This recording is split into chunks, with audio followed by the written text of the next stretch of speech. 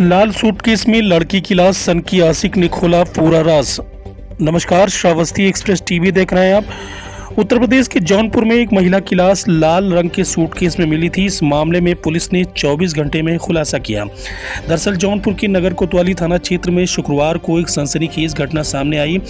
जेसीजे चौराहे और वाजिदपुर तिराहे के बीच कमला अस्पताल के सामने कूड़े के ढेर के पास झाड़ियों में एक लाल रंग के सूटकेस में एक महिला का शव मिला। शव से तेज दुर्गंध उठ रही थी, जिससे अंदाजा लगाया गया कि ये हत्या कई दिन पहले की गई है। शव मिलने की सूचना मिलते ही पुलिस ने घटनास्थल और आसपास के सीसीटीवी फुटेज खंगाले गए, जिसमें एक अहम सुराग हाथ लगे। इसी के आधार पर पुलिस ने जांच को आगे बढ़ाया और आरोपी की पहचान कर उसे दबोच लिया। शव की पहचान वाराणसी जिले के रोहनिया थाना क्षेत्र के मोड़ादेव निवासी जय कुमार निषाद की 25 वर्षीय बेटी अनन्या साइनी के रूप में हुई। अनन्या जौनपुर के बदलापुर पड़ाव स्थित स्टाइल बाजार शॉपिंग मॉल में नौकरी करती थी और मछली शहर पड़ाव के पास मालीपुर में एक अधिवक्ता के मकान में किराए पर अकेली रहती थी। शनिवार सुबह मृतका के परिजनों ने जिला अस्पताल में मर्चरी में शव की शिनाख्त की। इसके बाद पुलिस ने उसकी तलाश तेज कर दी और 24 घंटे के अंदर आरोपी को गिरफ्तार कर लिया। पुलिस की जांच में पता चला कि अनन्या का अपने ही गांव में एक युवक विशाल साइनी से वर्ष 2019 से प्रेम प्रसंग चल रहा था। जब इसकी भनक अनन्या के परिजनों को लगी तो उन्होंने इसकी शादी वाराणसी के एक युवक से कर दी, लेकिन शादी के बाद भी अनन्या और विशाल का मिलना जुलना जारी रहा।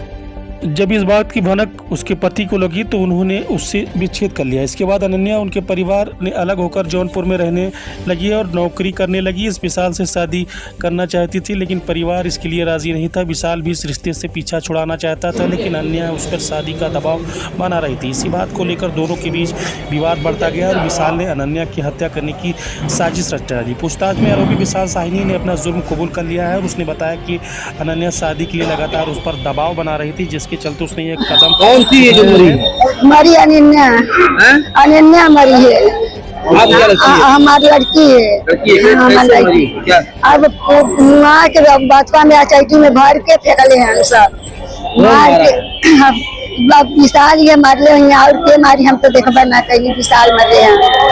विशाल कौन? ये हम पकड़ाए ले रहलन हैं। आपकी लड़की कैसे जानते थे? उसकी सहेली पहचानी है। सहेली आई, सहेली पहचानी ना कहीं।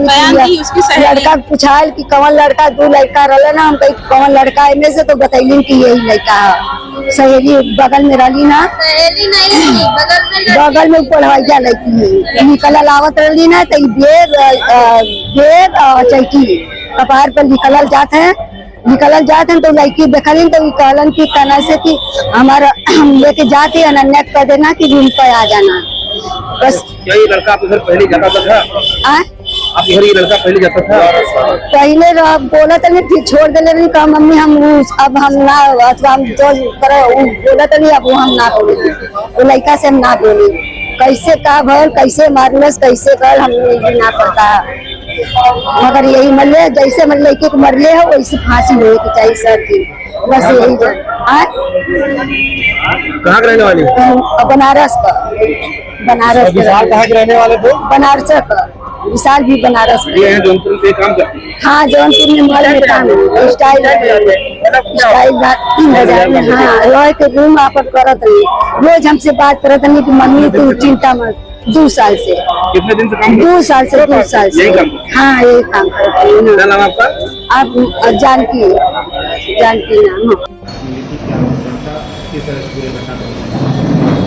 28 तारीख को कमला हॉस्पिटल के सामने एक महिला की एक बैग में लाश मिली थी। तत्काल इस संदर्भ में कोतवाली पुलिस ने अपनी कार्रवाई शुरू की। इसमें सबसे पहली समस्या ये थी कि महिला की पहचान सुनिश्चित नहीं थी। कोतवाली एसएचओ और उनकी टीम ने मिलकर पहले उसकी पहचान सुनिश्चित की। इसके बाद उस पूरी कहानी के बैकग्राउंड में गए और उन्होंने 6-7 घंटे के अंदर लगभग पहचान सुनिश्चित करते हुए अन्य कार्रवाई अमल में लाई। ये पूरी घटनाक्रम इनके प्रयास से 24 घंटे के अंदर हम लोगों ने उसकी पहचान महिला की सुनिश्चित करते हुए अभियुक्तों की गिरफ्तारी समेत सारी कार्रवाई पूरी की है। इसके लिए ये बधाई की बात है। किस तरह से घटना को अंजाम दिया गया? ये महिला और पुरुष का पिछले कई वर्षों से संबंध था। ये बताया जा रहा है, इन्होंने पूछताछ में बताया है कि 2019 से इन लोगों का आपस में संबंध था। बीच में महिला की शादी भी हुई थी, लेकिन इस संबंध के चलते वो विवाह विच्छेद हो गया था और ये संबंध इनका आपस में कंटिन्यू था।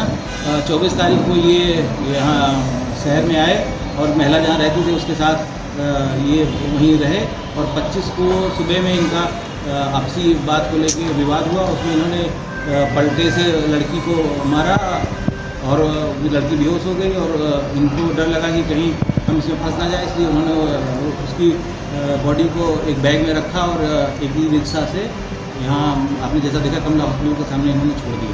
अकेले थे कि और घटना कहाँ पे अंजाम दिया? ये मछली पड़ाव, मछली शहर पड़ाव जो है उसी में एक घर है, उसमें किराए पर रहती थी महिला, वहीं पे। क्या ये अकेले थे कि और उनके कोई साथ था? नहीं, यही दोनों लोग थे। ये आपस में इनके काफ़ी नज़दीकी संबंध थे और ये आपस में शादी का भी इनका चल रहा था, लेकिन घर वाले राजी नहीं थे, तो उस चीज़ को लेकर इनके में आपस में कुछ बात हुई। कैसे ट्रैक किया गया पूरा घटनाक्रम कैसे? इसमें हमारी कोतवाली की टीम पूरी लगी रही।